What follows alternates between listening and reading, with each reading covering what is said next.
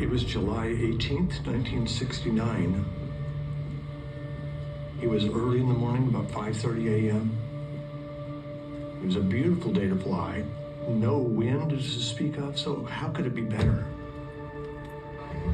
We start up the engines. We were full of fuel. Everything was fine, and we started taxiing. And then, sure enough, the aircraft started to climb. Chuck brought the landing gear up. We were accelerating and climbing above the runway, and I think we were about 100 feet above the ground when I started noticing that something was wrong.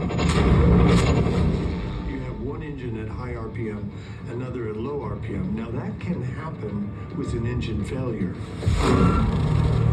And I mean, I grabbed the chairs and held on and looked out, and I saw a bunch of green grass. It looked like a city park. And I thought, well, worst case scenario, we've always been trained to just land in a park.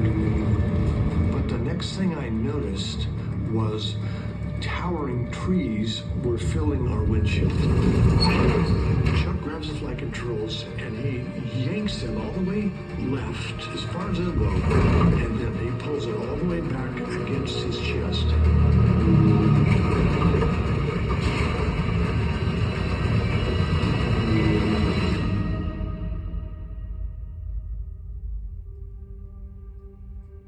I suddenly found myself above the crash site, but unaware of what I was looking at or why. I was not in any pain. I was not in any fear or discomfort. I was just above this crash site.